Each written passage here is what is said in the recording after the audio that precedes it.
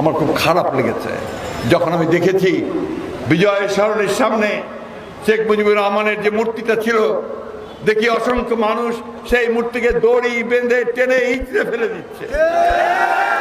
খারাপ লেগেছে কেন? যে তিনি তো আমাদের নেতা ছিলেন, তাই না? স্বাধীনতা যুদ্ধের সময় তো তার বিরাট ভূমিকা ছিল। এই লোকটাকে এই হাসিনা কত ছোট করে ফেললো যে আজকে তারও মূর্তি নামিয়ে ফেলতে, তার জন্য সম্পূর্ণভাবে হাসিনা দায়ী। আর মোড়ে মোড়ে কথায় কথায় স্কুলে সব জায়গায় একটা করে মুন্ডু লাগায় বসে আছে, ঠিক না? এটা এই দেশের মানুষ মানে না রে ভাই। এই দেশের মানুষের হৃদয়টাকে বুঝতে হবে, তার ভাবকে বুঝতে হবে, তার মনকে বুঝতে হবে।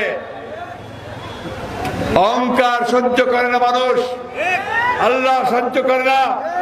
পরিষ্কার আল্লাহ বলেছেন যে তুমি অহংকারী হয়েও না, সেটা কেউ সহ্য করবে না।